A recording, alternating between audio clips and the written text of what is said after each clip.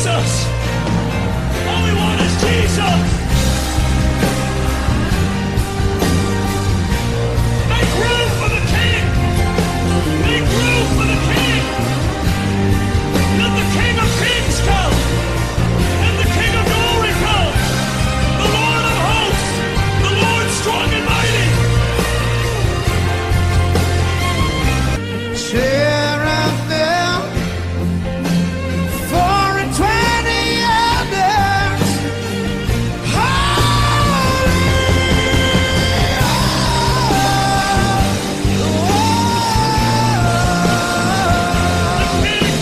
Behold the King! Behold the King! Behold the King! Entrar aí no assunto de eclesiologia, tá? Lembrando que há uma grande confusão entre eclesiologia e história da igreja, tá? Não é a mesma coisa, tá? Eclesiologia, ela vai estudar, né? Ela vai falar sobre o estudo da igreja, não da igreja na sua ação. Ela vai tratar de como surgiu a igreja, o que é a igreja, quem faz parte da igreja, onde a igreja ela começou, como que a igreja se desenvolveu, não no termo histórico, não, no seu termo rústico mesmo, que tem o princípio mesmo da igreja, tá? E nós não podemos ter essa confusão, né? As pessoas não entendem, não conseguem fazer, muitas pessoas não conseguem fazer essa distinção entre eclesiologia e história da igreja. Parece a mesma coisa, mas não é. Aqui nós vamos tratar da igreja dentro do seu âmbito, né? Nós vamos colocar aqui, ela tem os seus âmbitos, vou pôr aqui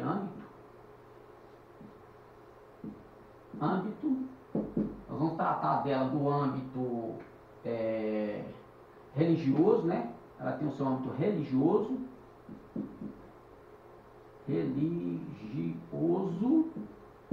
ela está dentro do seu âmbito institucional,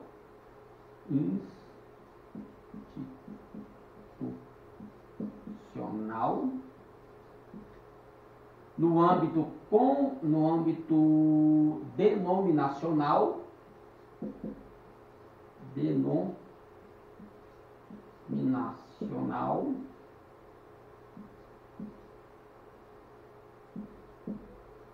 e no âmbito que é o abordado em si,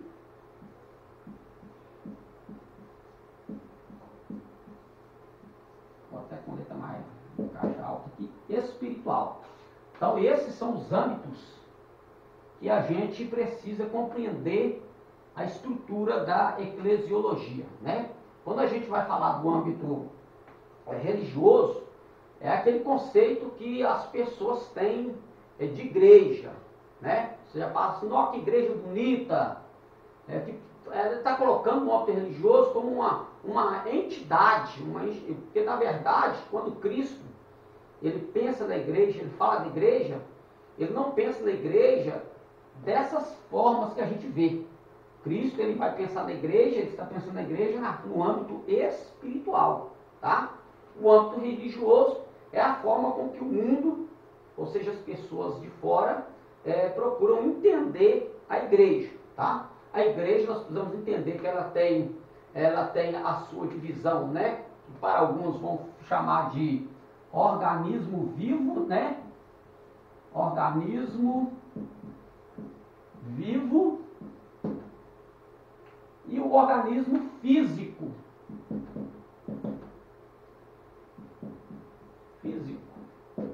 O organismo físico, tá?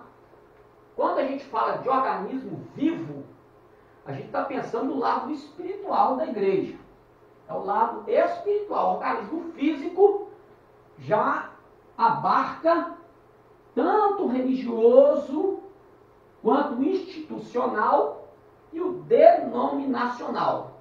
Dentro do âmbito religioso, é aquilo que a gente acabou de falar aqui sobre como as pessoas veem a igreja, não como organismo vivo, mas como organismo físico. E nós temos um âmbito institucional, Ou seja, a igreja em si, a estrutura física, o organismo físico dela, ela precisa ter, ela está inserida num contexto social, e ela precisa seguir os regimentos, vou colocar como regimentos, né? Ela precisa seguir os regimentos locais. Que regimentos locais? Ela precisa ter como instituição, ela precisa ter CNPJ, tá? Ela precisa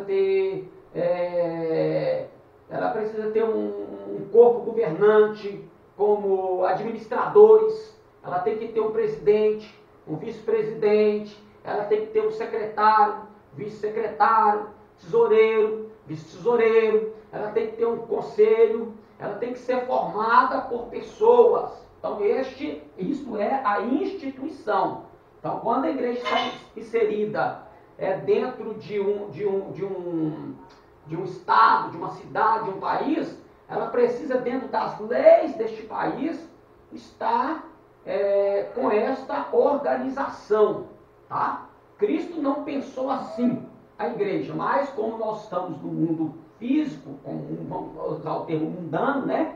Não na questão de mundano, de depravação, mas de estar inserido no mundo, a igreja física ela precisa se inserir.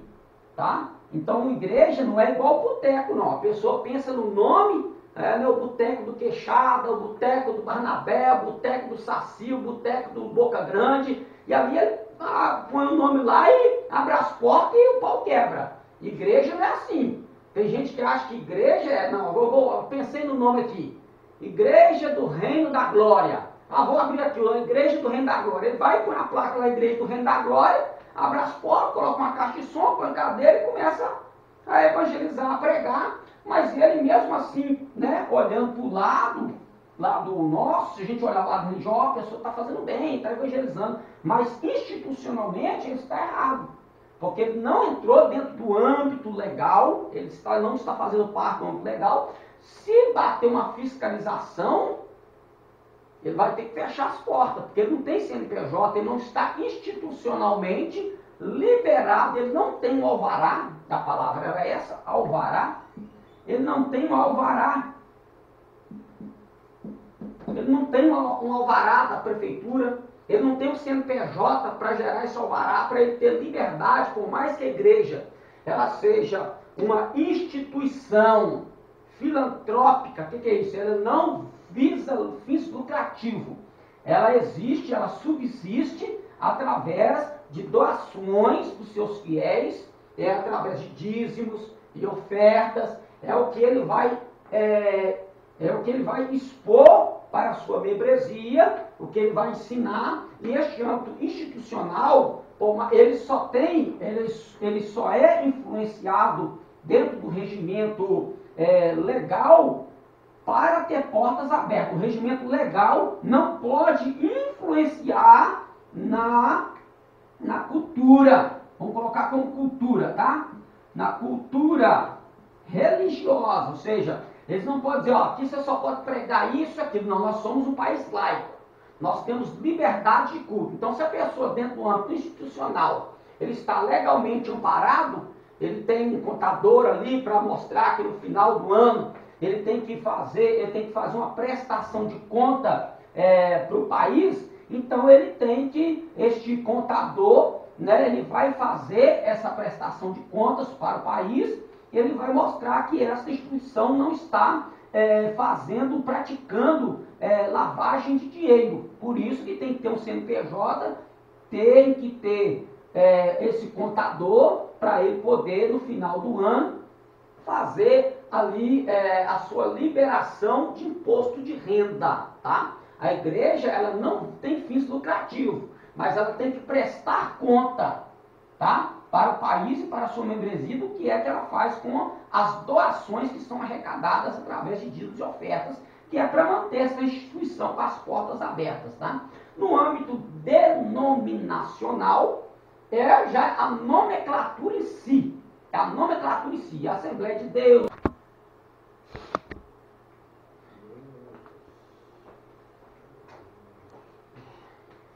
Graças a Deus, né? Estamos aí agora, já passamos aí já a etapa aí do terceiro módulo, vencemos aí mais uma etapa para a glória do nome do Senhor nosso Deus.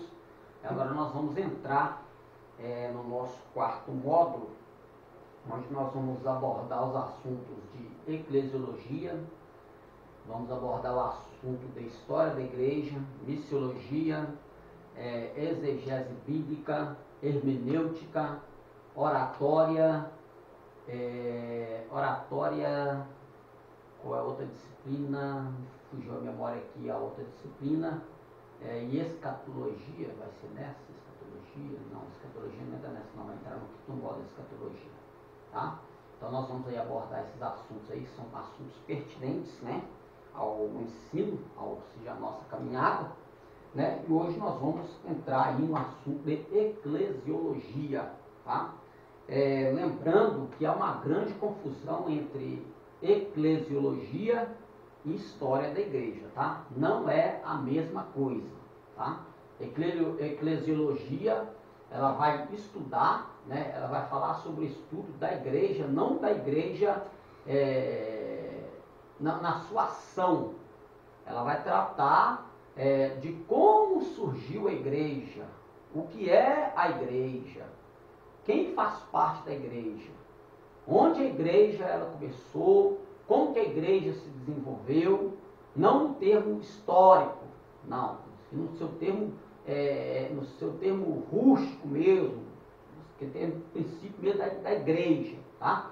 E nós não podemos ter essa confusão, né? As pessoas não entendem, não conseguem fazer, muitas pessoas não conseguem fazer essa distinção entre eclesiologia e história da igreja. Parece a mesma coisa, mas não é.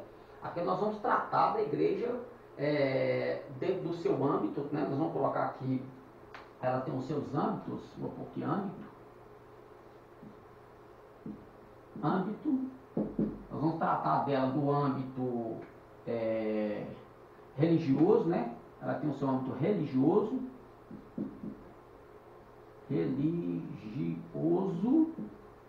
ela está dentro do seu âmbito institucional,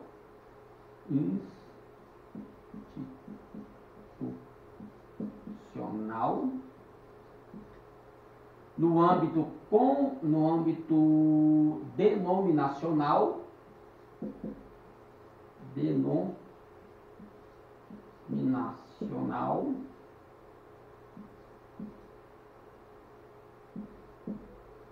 e no âmbito que é o abordado em si,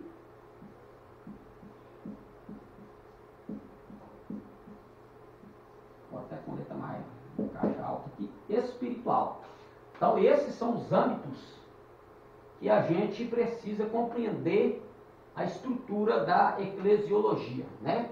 Quando a gente vai falar do âmbito religioso, é aquele conceito que as pessoas têm de igreja, né? Você já fala assim, ó, que igreja bonita, ele está colocando o âmbito religioso como uma entidade, porque na verdade, quando Cristo ele pensa na igreja, ele fala da igreja, ele não pensa na igreja dessas formas que a gente vê. Cristo ele vai pensar na igreja, ele está pensando na igreja no âmbito espiritual, tá? O âmbito religioso é a forma com que o mundo, ou seja, as pessoas de fora, procuram entender a igreja, tá? A igreja, nós precisamos entender que ela tem a sua divisão, né? Que para alguns vão chamar de organismo vivo, né? Organismo vivo e o organismo físico.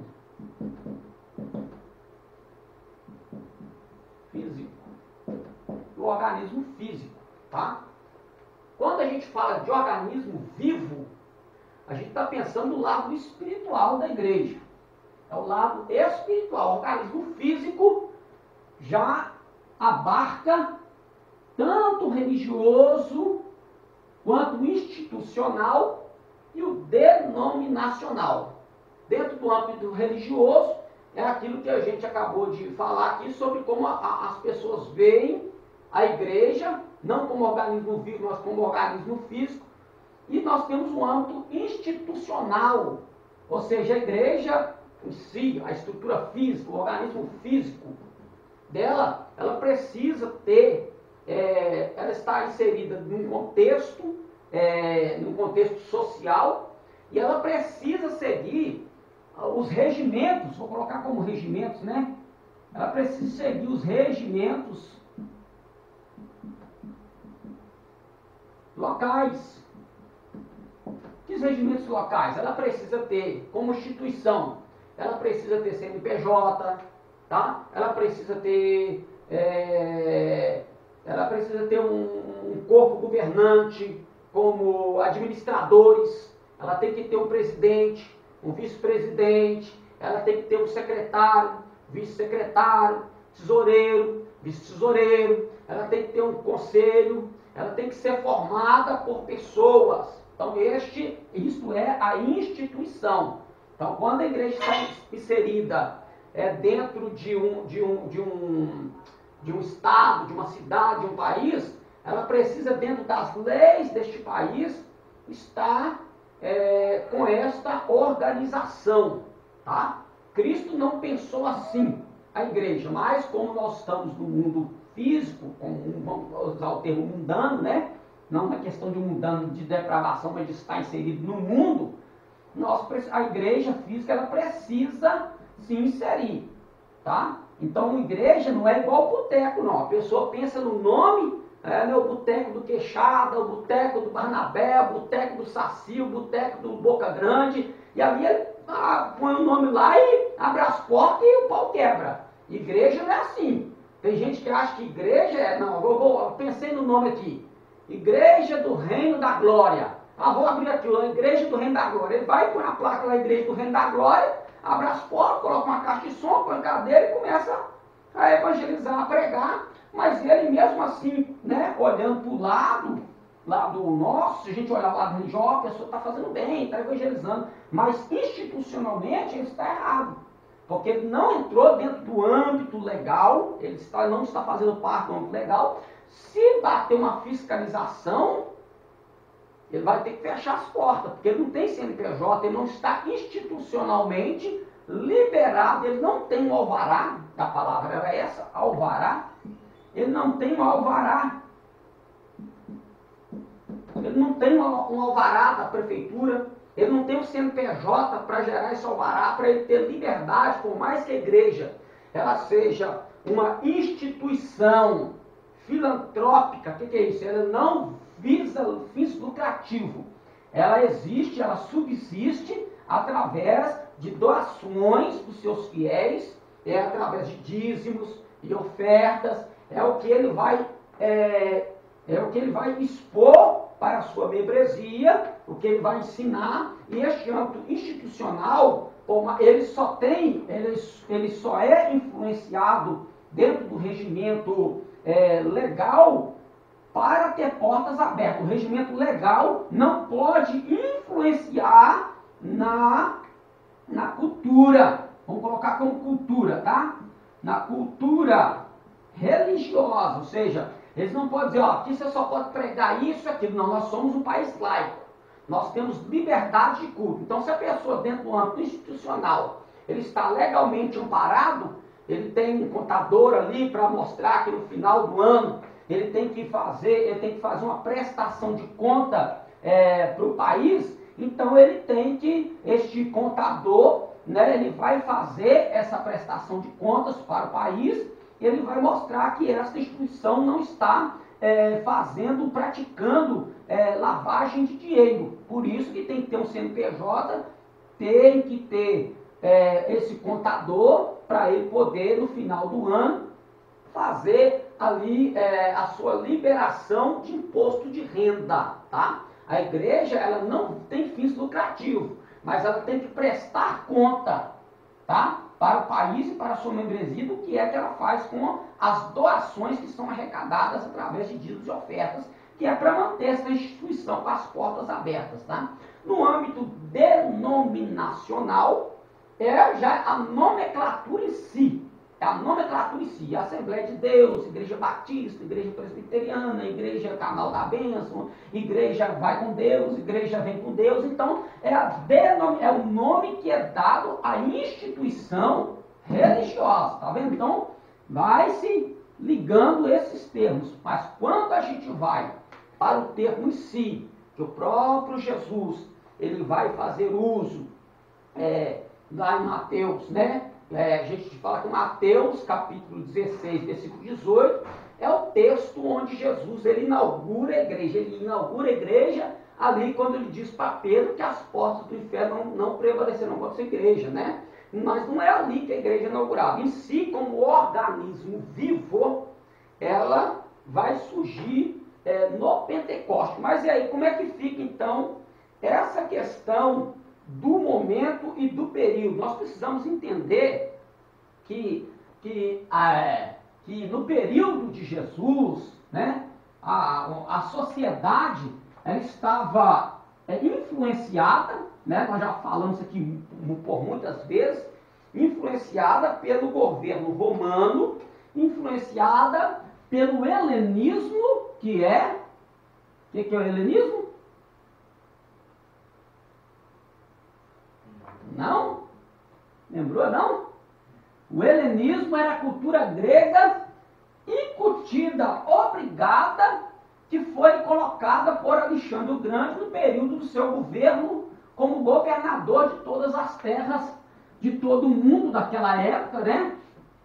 Então ele helenizou, ou seja, ele incutiu a cultura grega no seu reinado, e Israel faz parte deste contexto, tá?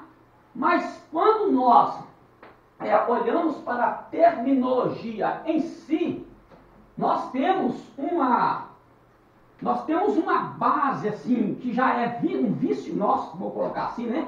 Já é um vício de informação nossa do que é eclésia, né? Nós já temos esse vício dessa informação. O que seria eclésia?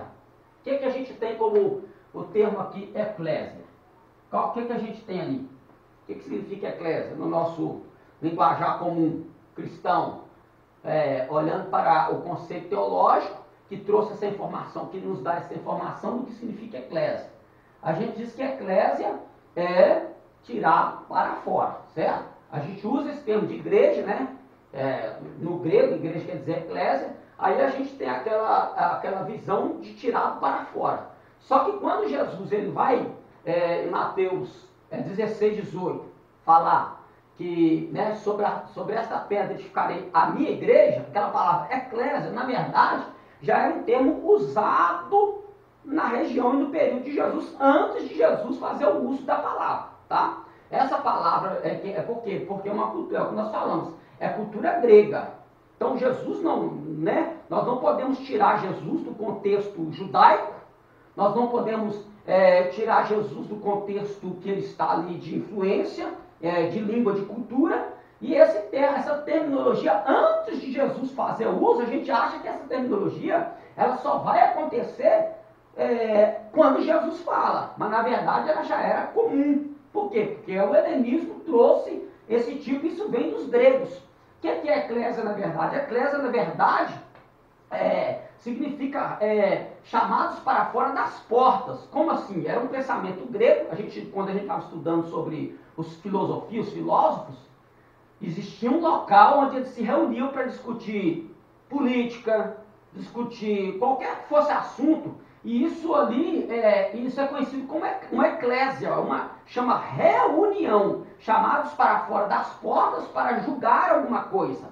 Então, aí eles usavam, né, o termo era usado, era a ágora, né, onde eles iam fora da cidade, nesta ágora, onde somente aqueles que tinham inteligência, uma inteligência, né, os filósofos que tinham aquela preocupação com o arquê, com a physis, né, com o demiurgo, aquela coisa toda lá do princípio, eles se preocupavam com o princípio da vida, então eles pensavam, eles traziam esse tipo de pensamento para a sociedade, e isso influenciou também a política. Então, quando eles iam julgar qualquer coisa no âmbito, seja fosse no âmbito político, ou fosse no âmbito até mesmo de um julgamento dentro ali daquela região, daquela cidade, alguém cometeu um crime, nós vamos julgar essa pessoa, nós vamos condenar ou nós vamos absolver essa pessoa. Então eles saíam da cidade e iam para esse local, que era a eclésia, que era o local da reunião, tá? Aí, por quê? Porque nós temos a influência grega aqui, tá? Então, no período de Jesus, essa palavra já corria normal, parece que os evangelhos nos apresenta ali.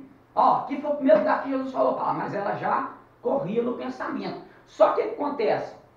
Ela não é simplesmente só ali. Se a gente ler, pegar a Bíblia nos originais, né, principalmente vamos no contexto que Jesus está, que nós já vimos que o Novo Testamento não tem influência ainda, né, está em desenvolvimento, isso vai ser escrito depois, mas tem a influência do que nós conhecemos como Antigo Testamento, né, ou Velha Aliança, né, que é a Tanar, né, mas tinha a tradução Septuaginta, que era a tradução dos gregos. E aí, quando nós pegamos a nossa Bíblia, né, nós vamos no português, nós vamos para o livro de Eclesiastes, tá? Olha você ver, Eclesiastes. O livro de Eclesiastes é uma influência da tradução da língua grega, porque na verdade, ali não é, aquela palavra ali, na verdade, não era o conceito dela assim, primário, que foi tirado da tradução do hebraico. Nós temos ali carral, carral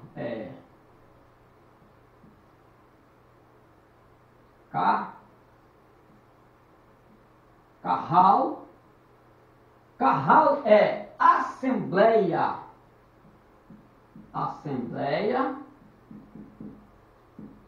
ou reunião, tá? Carral. Esta é a raiz da palavra do livro que leva o nome de Eclesiastes. E o nome do livro qual que é o nome do livro no hebraico? O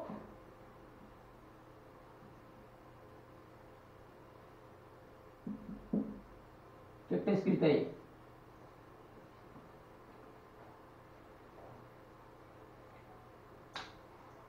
Correlete. Aqui é carral, né? Para quem está assistindo lá, se escreve no hebraico daqui para lá, mas eu vou pôr a tradução aqui, carral. Carral. E aqui correlete.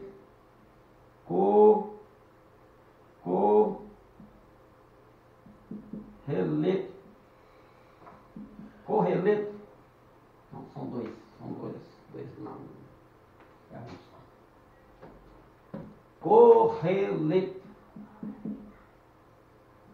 Correlete. Carral é reunião e correlete é o lugar do pregador,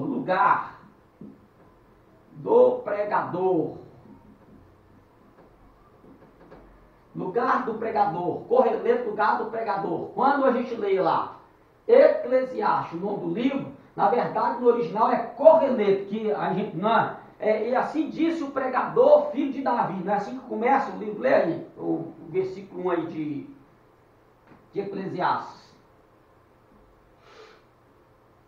Lê pra gente aí.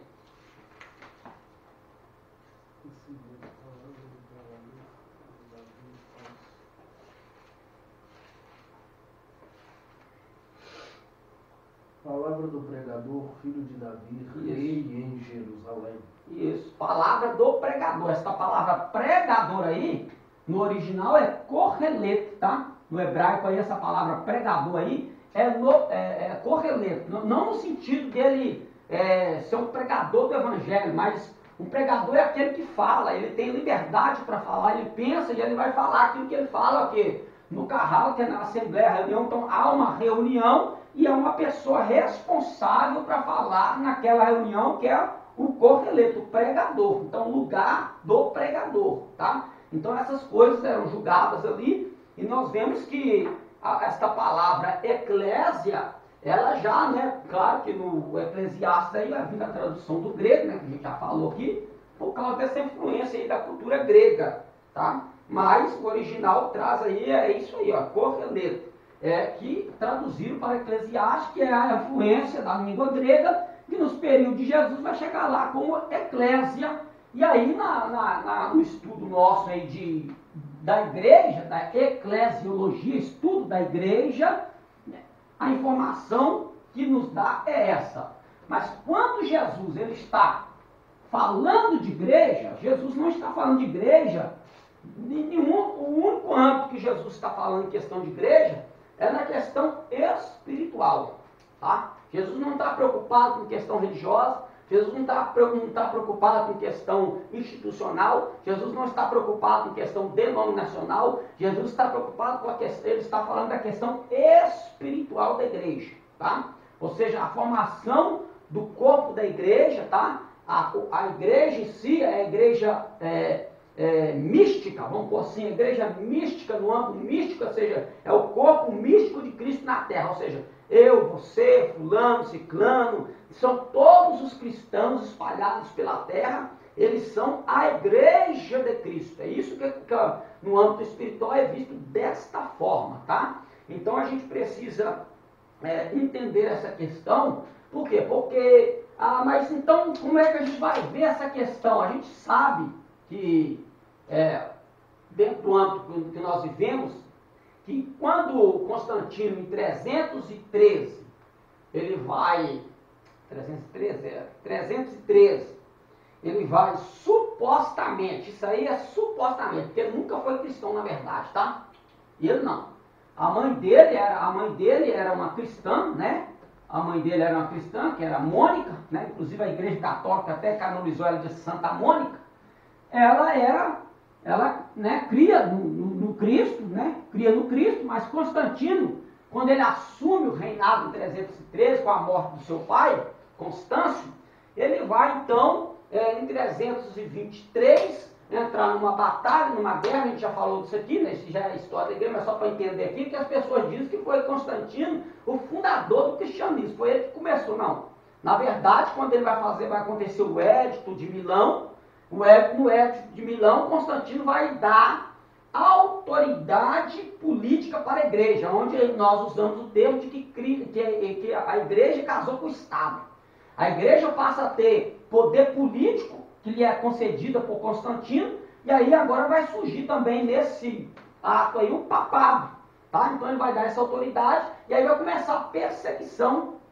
Começa depois aí, vai dar uma liberdade aí, suposta para os cristãos, mas só que isso não ajudou muito. Por quê?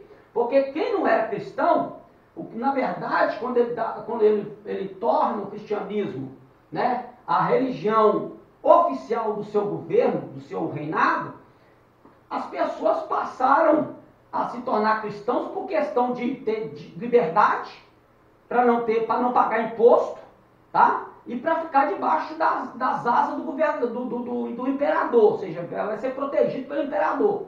Então muitas pessoas elas vieram com os seus paganismos. Elas não abandonavam o seu paganismo, tá? Não deixavam de ser um pagão, não deixavam seus deuses, né? Os deuses pagãos, mas elas traziam isso, trouxeram essa cultura para dentro da igreja, e aonde a igreja começou a decair. O próprio Constantino, ele não deixou de adorar os seus deuses, em momento algum, tá? Existe a moeda, foi encontrada uma moeda, que através dessa moeda, alguns teólogos dizem que é a confirmação de que ele era cristão, que era o Rô, né? Era assim o Rô, e o Rô e o Ri. Era assim, este símbolo. Então, por causa da moeda dele ter este símbolo, alguns teólogos dizem que ele era a prova de que ele se tornou cristão. Na verdade, este símbolo aqui é o símbolo que ele supostamente vai dizer que teve uma visão numa guerra, quando ele viu que seus soldados estavam perdendo a peleja. Então ele viu os soldados indo embora para não perder a guerra, para influenciar eles, como muitos estavam quase, né? Alguns estavam até mais ou menos acreditando no cristianismo. Falou assim: o negócio, eu tive uma visão de uma cruz cortando o céu, então nessa visão me foi dito que por este sinal a gente vai vencer a guerra. Aí mandou cada soldado, né, pintar, falou que era uma cruz, na verdade era um chifre, pintar a cruz nos seus escudos e ir para a guerra que o Deus dos cristãos ia dar para ele a vitória. Aí ele ganhou a guerra lá porque a ponte ruiu, estava velha, né? O outro exército veio, a ponte ruiu, então ele considerou que aquilo foi um livramento de Deus, e aí então ele instituiu, ele deu essa liberdade de culto para o cristianismo ali, para a igreja, e aí trouxe, trouxe essa, né, essa liberdade, aí o cristianismo foi crescendo, mas todo cheio de paganismo, aquela coisa toda, a gente não vai entrar em questão aqui agora não. Mas a gente precisa entender que Cristo ele não estava pensando na igreja como organismo, como instituição, como organismo vivo, tá?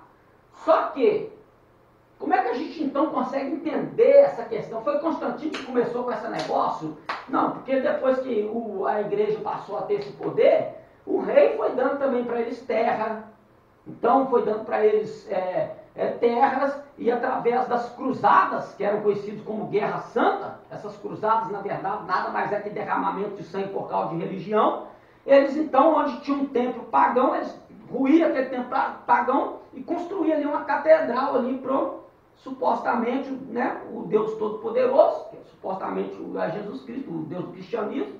Então eles tomavam posse dessas terras e aí que a Igreja Católica se tornou rica, tanto é que o terreno que hoje é a Basílica lá da Itália, aquele terreno foi cedido pelo imperador para construir essa basílica lá. Então isso tudo é fruto da história. Mas como é então que a gente chega nessa questão? Como que a gente chega nessa questão?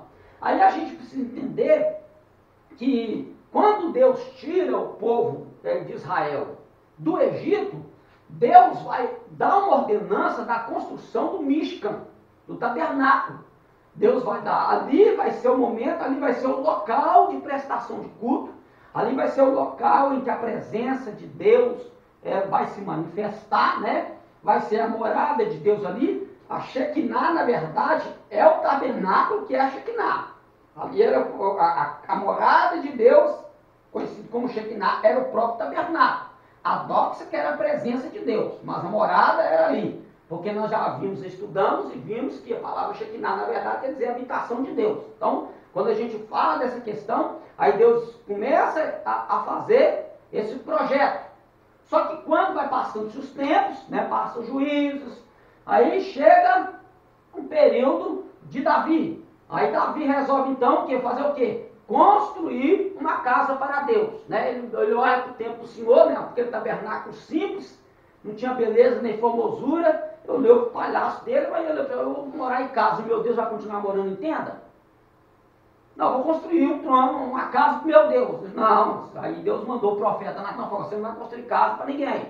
Você é um homem de sangue, você é de guerra, mas o teu descendente vai construir. Então ele deixou o plano para Davi, mas ele participou, deixando o quê? Prata, ouro, bronze, cobre, ele deixou para Salomão algumas riquezas para ele começar a essa construção. Então, quando ele começa, o povo se alegra, então o povo começa a participar, trazer boi, trazer prato, trazer presentes para a construção da casa de Deus, tá? E quando Salomão termina esta casa, aí nós vemos isso em Crônicas 7,14, né? O Senhor dizendo, se o meu povo, que se chama pelo meu nome, se humilhar e orar e buscar minha face, converter dos seus maus caminhos, então eu virei a oração que é feita neste lugar. Então aquela casa, interessante que, quando se fala do templo, qual que é a terminologia que a gente usa? Quando vai falar do templo? Casa de Deus, casa de oração. Não. Esse você está buscando o que tinha que ser mesmo?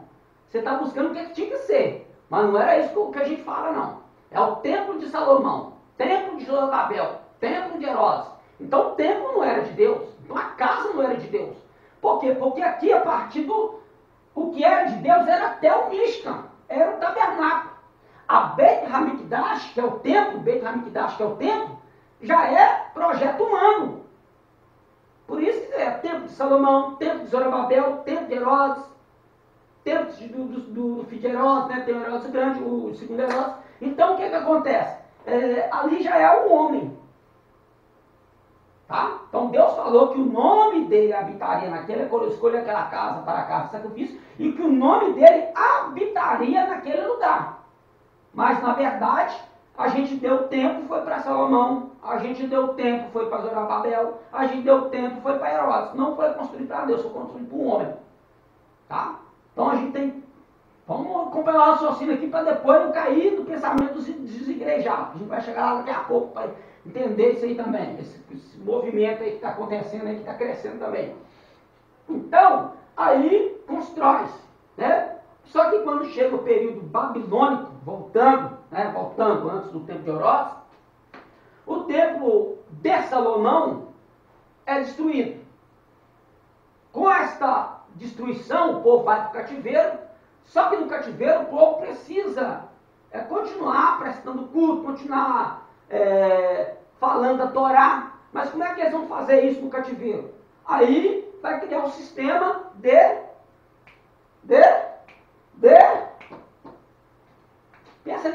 pensa de casa. Sinagoga.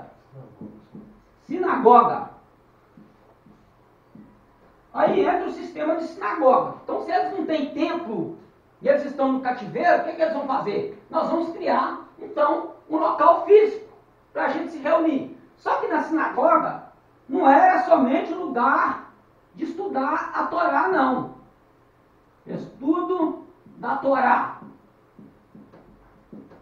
Não. Na sinagoga, ela não era somente lugar de estudar a Torá. A sinagoga, ela também era usada como casa de ensino, tá? Que é conhecido como... deixa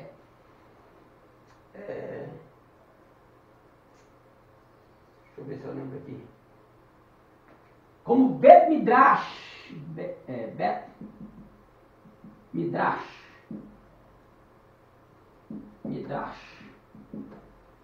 Casa de ensino. A sinagoga, então, ela era usada em certo período, nos sábados, para o estudo da Torá, aplicação da religião, adoração a Deus, e também durante o período que não estava sendo utilizado, era a casa de ensino, onde as crianças eram como se fosse o colégio público de hoje, tá?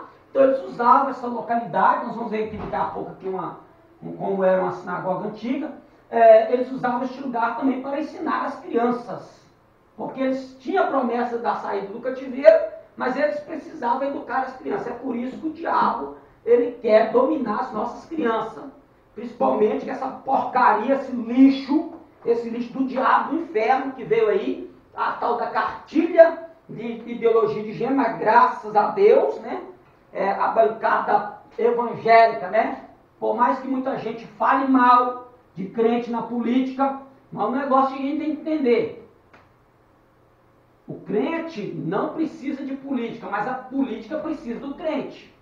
Então é por isso que tem que ter cristão na política. Para quê? Para combater até onde for possível, até onde Deus permitir, esse tipo de situação contra a pureza e o caráter, a moral da sociedade. Então se não tem uma bancada evangélica no nosso país, já era para a gente. Como país pertinho aqui, Uruguai, acho que é Uruguai mesmo. Deve ser. Não vou lembrar mais. Aqui pertinho aqui, eu não sei se é esse mesmo, acho que deve ser. Lá, a cartilha já valeu, e lá já tem casalzinho de menina com menina, menino com menina nas escolas, é aquela briga, aquela porcaria do inferno lá. Mas, por quê? Porque lá, o evangelho lá, né, não é forte como aqui no país, não tem. E os pastores que estão lá, alguns já até se venderam para ter a sua liberdade religiosa, se venderam, aceitaram ou ficaram calados, foram coniventes para essa porcaria crescer lá. Graças a Deus, Deus poupou, estão sendo poupados por enquanto, até quando Deus permitir, né? Por isso que a gente tem que colocar pessoas que estejam, tenham caráter, tá? Tenham caráter e visão de ética, tá? Não basta apenas o país prosperar. O país tem que prosperar, mas prosperar dentro de ética, dentro de moralidade, não de depravação. Aí é o que aconteceu com os países da Europa lá, que eram países cristãos, que hoje nem se fala em cristianismo mais. As drogas imperam, suicídio, homossexualismo, lesbianismo. as piores depravações praticadas pelo ser humano contra a santidade de Deus, esses países da Europa aí, né, estão cometendo hoje em dia. Tanto é que tem alguns que pregar evangelho lá nem pode mais. O lugar que foi evangelizado, houve guerra por causa do evangelho, hoje já extinguiu. É terrível, né? O diabo já dominou. Mas, voltando aqui, então a sinagoga, ela vai entrar, tá? Ela entra dentro deste âmbito aí, espiritual. Então eles vão...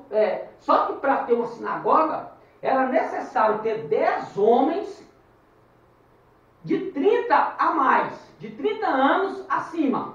Se fosse ser casado, não podia ser solteiro, não podia ter menos de 30 anos e tinha que ser 10. Tinha 10 homens naquela vilarejo ali, então aqueles 10 homens casados e com 30 anos acima, eles poderiam então levantar uma sinagoga, tá? Se não tivesse 10, podia ter 9. Não podia, tinha que ser 10. O interessante é que na Bíblia 10, ó, pra você ver, na Bíblia 10 significa o quê? A igreja. 10 na Bíblia é igreja. Tá? Quando Jesus vai falar da parábola das 10 virgens, na verdade ele está falando uma parábola da igreja. Então na Bíblia o número 10 significa igreja. Então ó, você ver como é que a coisa é linda. Então para se levantar uma sinagoga, era necessário que houvesse 10 homens, tá? Com acima de 30 anos, que é justamente quando vai começar aí o período do ministério de Jesus, né?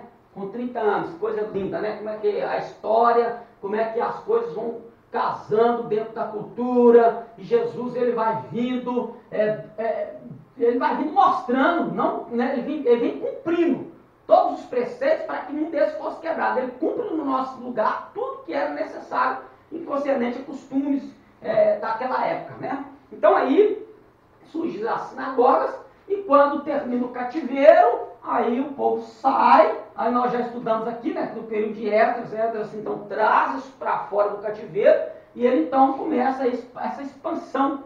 E aí entra o período interbíblico, aquela coisa toda, e aí já se expande, né? Se você ler o livro de Flávio José, aí a gente vai ver lá ele falando sobre a sinagoga, da corrupção, a corrupção dentro do sacerdócio.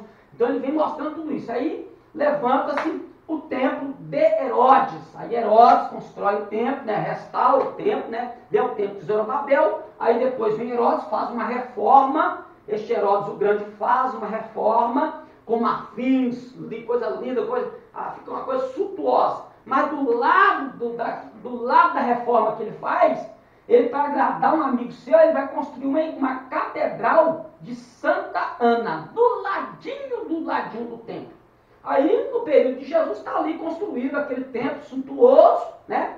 Onde as pessoas iam, e a todo momento Jesus estava ao templo, né, de Herodes, mas também ao que? Sinagogas. Então, as sinagogas, elas continuaram, tá? Elas continuaram, Jesus pregava nas sinagogas, por mais que as sinagogas rejeitavam Jesus, o negócio de Jesus, às vezes, era com quem estava fora das portas da sinagoga. Aí, eclésia, chamar para fora das portas, não que Jesus estava desqualificando sinagoga, não. É porque Jesus ele saiu fora das portas da sinagoga para buscar aqueles que estavam lá fora, que a sinagoga não aceitava. Publicanos, meretrizes, pecadores, adúlteros, ladrões, assassinos. Então Jesus, quando ele sai com sua mensagem, lembrando que não existe igreja do reino. Não, na Bíblia não tem igreja do reino. O que na Bíblia tem é evangelho do reino. Não tem igreja do reino, é evangelho do reino. Tá? Por mais que a gente vai lá para o texto que eu já citei aqui, né, de Mateus 16, 18, Jesus falando da igreja que vai ser edificada nele, mas a gente tem que entender que existe evangelho do reino. Mas aí depois que acontece, né, que Jesus ele é crucificado, é morto, ressuscita, passa aquele período de 40 dias com os discípulos, ensina, assunto aos céus, aí no Pentecoste começa a inauguração dessa igreja, desse corpo vivo da igreja, que agora tem sinagoga para eles também, cenáculo para eles poderem se reunir. Então, é reunião.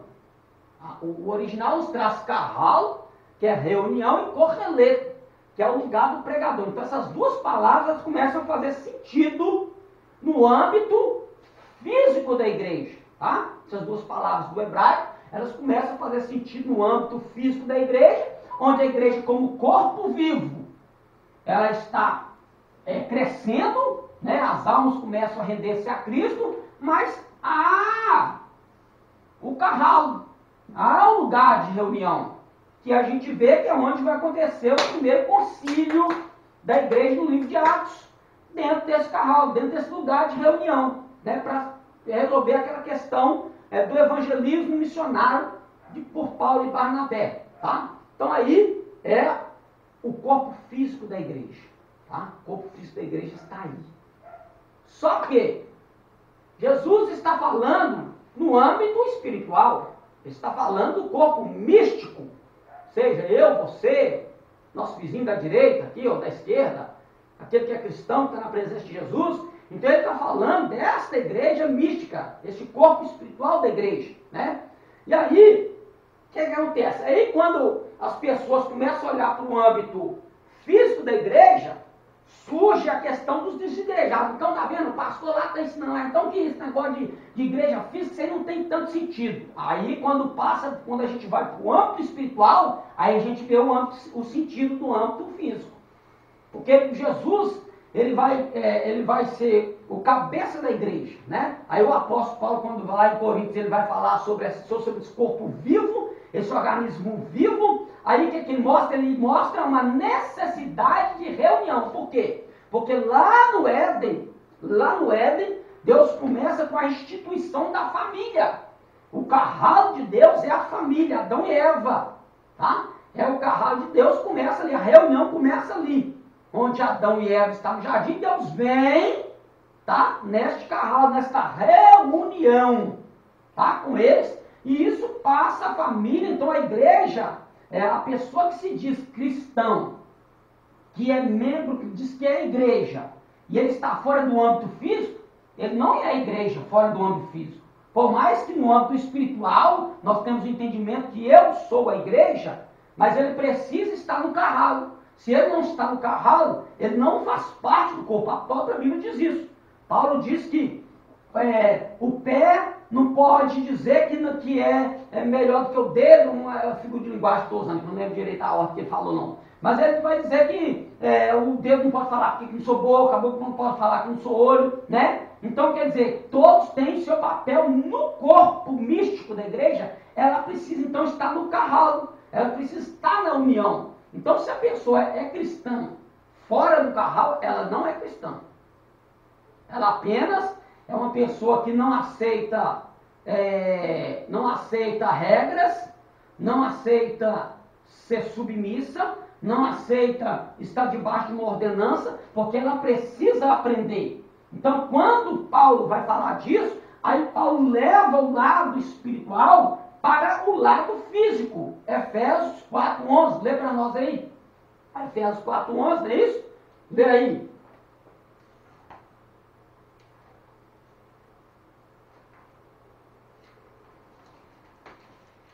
Glória a Jesus. Maravilha. Oh, glória a Deus. E ele mesmo deu uns para apóstolos, e outros para profetas, e outros para evangelistas, e outros para pastores e doutores, querendo o aperfeiçoamento dos santos para a obra do ministério, para a edificação do corpo de Cristo. Tá vendo? Então, para eu estar na edificação do corpo de Cristo, eu preciso estar no carral, eu preciso estar nessa reunião, eu preciso fazer parte desse conjunto, tá?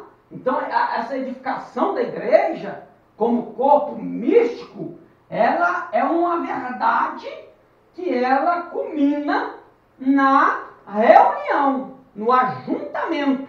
Aí, quando nós vemos essa questão dos desigrejados, aí nós conseguimos entender com isso que, na verdade, eles não estão fazendo parte do corpo de Cristo. Eles não estão tendo um cabeça.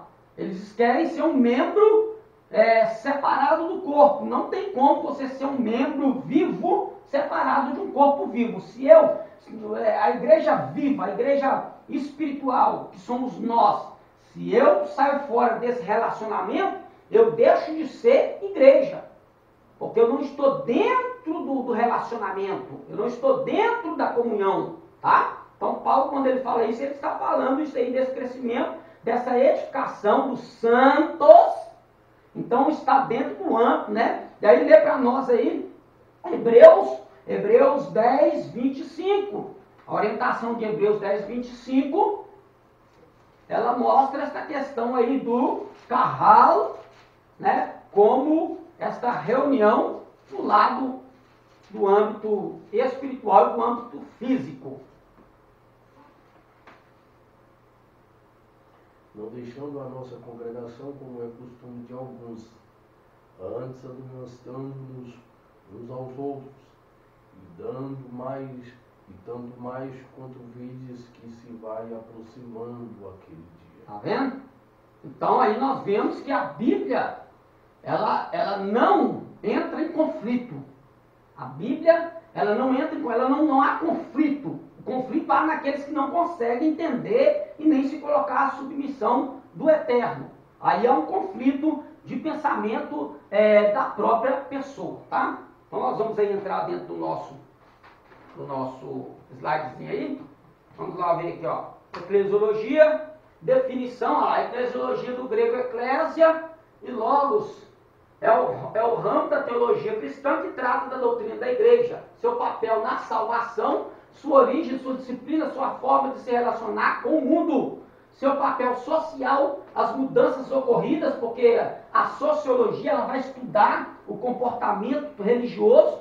Esse comportamento religioso, ela influencia a sociedade, tá? Então a sociologia, quando ela olha para a igreja, ela olha para a igreja com um olhar clínico. O que é que a igreja está causando dentro da sociedade? E hoje nós vemos pessoas que não têm nada a ver com o cristianismo fazer o uso de palavras nossas, que são, ô glória, está amarrado, queima ele Jesus. Então, se são jargões que o mundo, mais que o mundo não esteja dentro do papel nosso, buscando esse lado nosso, eles têm, por quê? Porque eles estão sendo influenciados pela igreja, né? Então, a mudança ocorrida, as crises enfrentadas, suas doutrinas, a relação com outras denominações e sua forma de governo.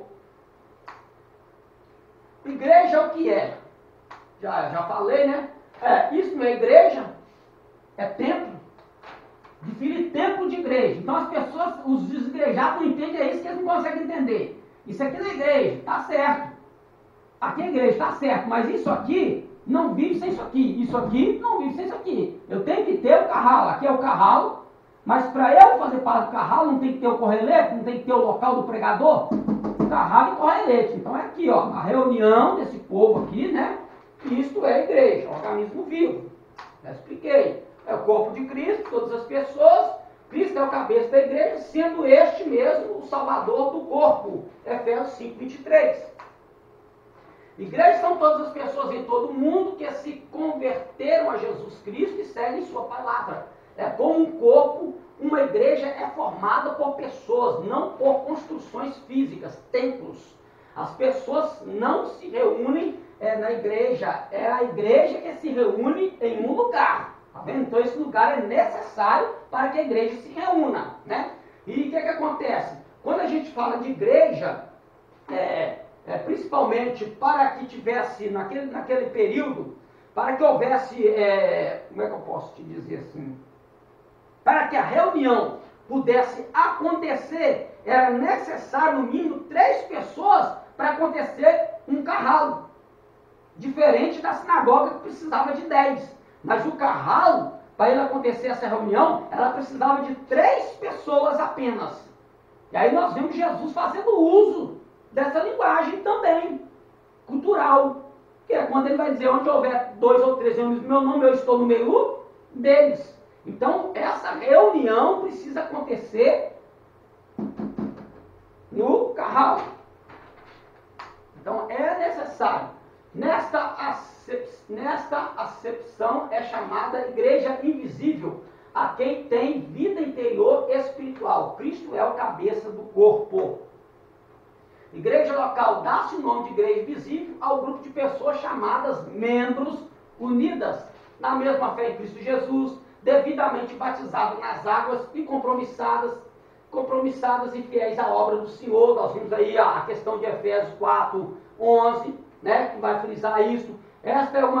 Estas se reúnem regularmente em determinados lugares. Efésios 1:1. Lê aí Efésios 1:1 aí.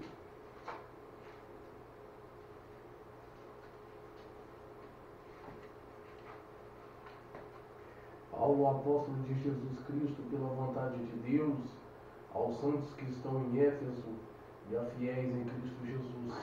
Santos que estão em Éfeso, então ele faz duas colocações. Santos em Éfeso e em Cristo Jesus. Então ele está fazendo duas colocações. Ele não está falando somente do corpo místico. Ele está falando do corpo místico e da igreja física. A igreja física lugar é os que estão em Éfeso. Mas é somente não, aqueles que estão em Éfeso, mas que fazem parte do corpo de Cristo Jesus. Tá? Então, tem dois endereços em Tessalonicenses também, ele vai enfatizar isso também. Vai. Muito bem lembrado. Colossenses 1:2, sob a coordenação e direção de um pastor, Tito 2:7, 1 Timóteo 1:11, é a igreja que, por força das exigências da lei e do país em que atua, é institucionalizada e organizada por estatutos de maneira formal e legal, devidamente registrada e reconhecida como pessoa jurídica. Tá vendo? Aquilo que eu expliquei. Já abordei isso aí. O início de tudo. Expliquei também. E habitarei no meio dos filhos de Israel e lhes serei o seu Deus. E saberão que eu sou o Senhor seu Deus, que eu os tenho tirado da terra do Egito, para habitar no meio deles. Eu sou o Senhor seu Deus. Êxodo capítulo 29, versos 45 e 46. É aí que começa. O tabernáculo de Moisés, mas que a gente conhece como Mishkan, esse foi Deus que mandou construir, não foi desejo de Davi, nem de Salomão, nem de Herodes, nem de Zorobabel, foi o próprio Deus que pediu para que Moisés fizesse assim, porque ele queria habitar no meio do povo dele. E aí é criado o sistema de sacrifício, de oferta, manjar e toda aquela coisa que a gente já conhece, né? Nós temos aí o lugar santo, lugar santíssimo, santo dos santos. Aqui somente os sacerdotes podiam entrar para prestar culto, Êxodo 29, 28 e 44. Aqui somente o sumo sacerdote entrava uma vez no ano para entregar a oferta de expiação, tanto do seu pecado quanto pelo pecado do povo. Levítico capítulo 16, versículo 29 e 34. O tabernáculo foi tido por muito tempo como sendo a casa de Deus em Israel, durante 400 anos. Durante a maior parte do tempo, ficou em Siló. Com o passar dos anos, é devido a inúmeros fatores históricos, o tabernáculo de Israel foi substituído por outras construções descritas a seguir. E nós abordamos, o templo de Salomão foi saqueado 5 anos após a morte de Salomão e destruído pelos babilônicos no ano 586 a.C. Lembrando que o reino de Judá foi levado primeiro, né? Levado primeiro para a Síria, o reino de Israel, que é o reino do norte, o reino do sul, que é o de Judá, depois é levado pelos babilônios. Templo de Zorobabel, também chamado segundo templo, foi construído depois da volta do cativeiro, permaneceu por 500 anos. E o templo de Herodes, né? Ampliação do templo de Zorobabel, construído por Herodes o Grande, era o edifício realmente magnífico, de mármore, ouro, pedras preciosas, e foi destruído pelos romanos no ano 70 depois de Cristo. Deixa eu ver se não, aqui não tem a beiradinha da igreja não. Aqui era o pórtico, fica do lado de cá, a igreja de Santana, aí imagina, não tem não. Aqui é uma sinagoga, tá? As sinagogas eram construídas assim, né? Aí tinha as alas, os bancos, tá? Aqui, ó, aqui tem você pode procurar lá depois no vídeo do Rodrigo Silva, que ele vai mostrar uma construção lá em Israel de uma sinagoga, as ruínas de uma sinagoga. Do jeitinho que era aqui, ó, os pilares, a construção, os bancos eram laterais, tá? Havia ala dos homens e ala das mulheres. Por que havia essa divisão? É porque as mulheres eram menos favorecidas que os homens? Não. Aquilo simbolizava a santidade das mulheres, era a pureza das mulheres, para que os homens, outro homem não viesse a ter desejo pela mulher do seu irmão. Então eles criaram esse sistema de separar para santificar as mulheres. Não tinha nada a ver com machismo, nada disso. Era simplesmente para santificar as mulheres dentro do local de culto. E aqui que nós dissemos, né? Tinha a ala que era usada para os ensinos das crianças, né? Durante outro período. E a sinagoga tinha todo esse papel aí, tanto de como se fosse uma faculdade, uma escola, um lugar de reunião, né? Onde também no fundo tinha que ter um baú, né? Tinha que ter uma arca, não sei se aqui, isso aqui, deixa eu ver se tem, não dá para ver não. Tinha uma arca, eu acho que é aqui mesmo. Essa arca não é a arca da aliança, é onde era colocado a Torá, tá? Os livros eram colocados aí, onde todo sábado era lido as parachotes, né? Ou seja, as porções. A edificação da igreja. Pois também eu te digo que tu és Pedro, e sobre esta pedra edificarei minha igreja, e as portas do inferno não prevalecerão contra ela. Eu te darei as chaves do reino dos céus, e tudo que ligares na terra será ligado nos céus, e tudo que desligares na terra será desligado nos céus. Mateus capítulo 16, versículo 18 e 19. Aqui tem uma questão aqui, porque a igreja católica vai dizer que Jesus estava dizendo que Pedro seria o primeiro cabeça da igreja. Não. Quando a gente vai para o grego, quando Jesus diz para Pedro, tu és Pedro. Tu és Pedro. A palavra Pedro aqui é Petros, que é pedra, pedaço de pedra, fagulho de pedra, fragmento de pedra. E a palavra que ele vai usar ali sobre esta pedra, a palavra pedra aqui é Petra é rocha. Sobre esta rocha, tu és um pedacinho de pedra, e sobre esta rocha que sou eu, vou edificar a minha igreja. Jesus não é edificado sobre pedaço de pedra. Por que isso? Porque se nós lemos o versículo que antecede, Jesus vai chamar ele, vai falar assim, quem perguntou aos homens, ser o filho do homem? Aí eles vão dar o relatório, uns estão dizendo que o senhor é Jeremias, aí um dos profetas, e vós que dizeis. Ele vai dizer, tu és o Cristo que Deus viu aí, Jesus vai dizer o quê para ele? Lê aí para nós aí. Até costumo já de uma olhada nesse texto, não sei, eu até costumo dizer que no verso 17 quem está falando é o Cristo, e no verso 18 quem está falando é o Pai.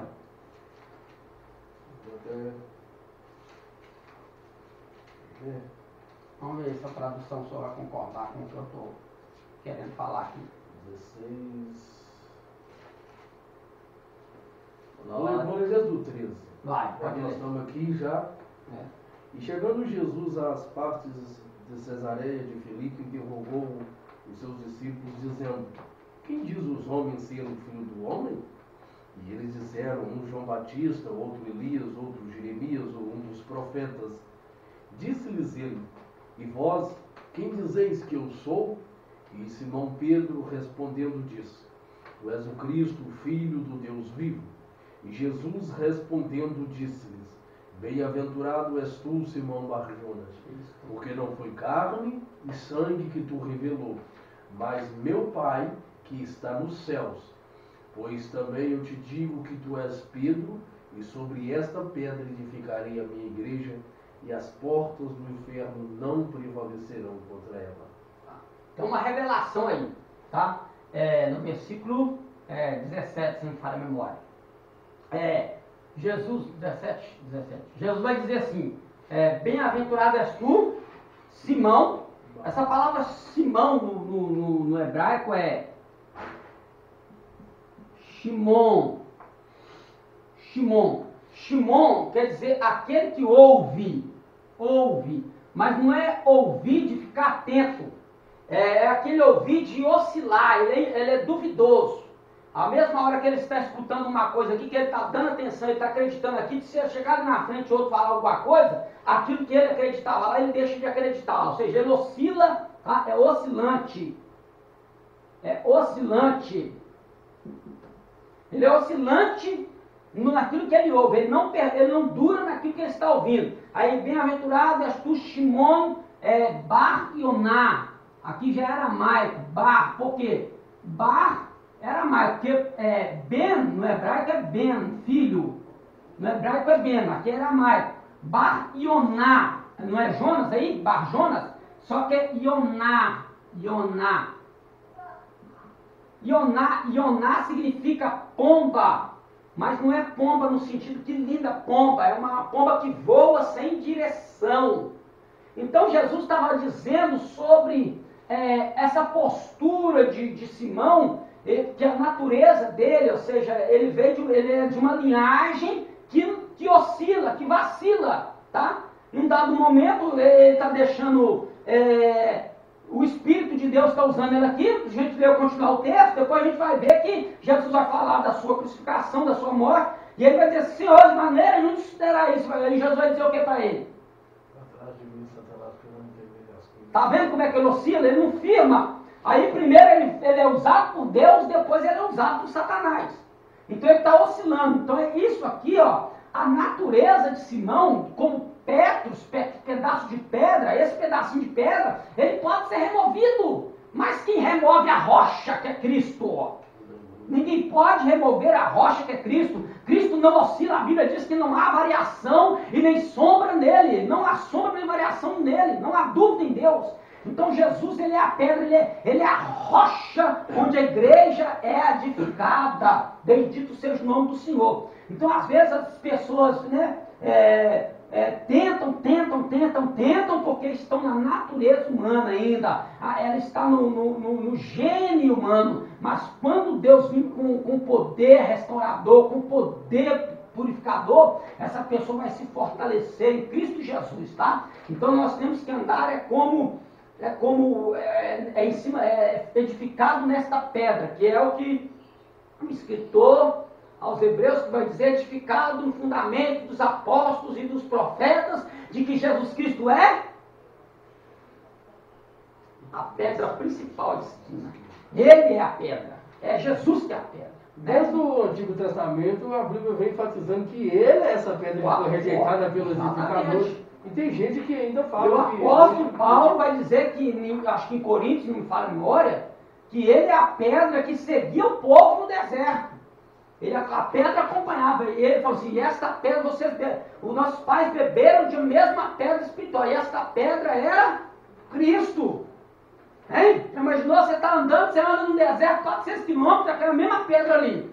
Você anda mais 400, aquela mesma pedra ali. E a pedra jorrando água, a mesma pedra, você anda 1000 quilômetros, a mesma pedra está ali. É a presença de Deus sobre o povo. Aleluia! Como é que aqui Cristo pode edificar a igreja dele uma pessoa que oscila? Né? O próprio Satanás chegou, eu quero cirandar com ele. E a palavra cirandar ali é bater o trigo tirando da casca. Isso era feito quando ele ia bater o trigo, o que fazia? Aí batia-se o trigo, na eira, né? Batia-se o trigo na eira, tinha que ser um local aberto, onde o vento passava, enquanto ele batia o grão, a casca subia, o vento levava, ele levava pelo vento. Como é que Cristo vai edificar a igreja dele? Uma pessoa que é levada pelo vento. Aleluia! Oh, glória a Deus! Cristo é a rocha que a igreja foi edificada sobre ela. Maravilha! Vamos encerrar aqui, vamos continuar aqui, vamos terminar aqui. Eclésia, chamados para fora, né, no rústico, que a gente aprendeu, né? No rústico, mas a gente sabe que é fora das portas. Mas no sentido espiritual, a gente pode classificar como chamados para fora do mundo, né, para fora do sistema humano, mas viver como cristão fiel a Deus nesse mundo de pecado aí. A gente tem que sair fora de onde o pecado impera. Não na questão de sair de perto do pecador, mas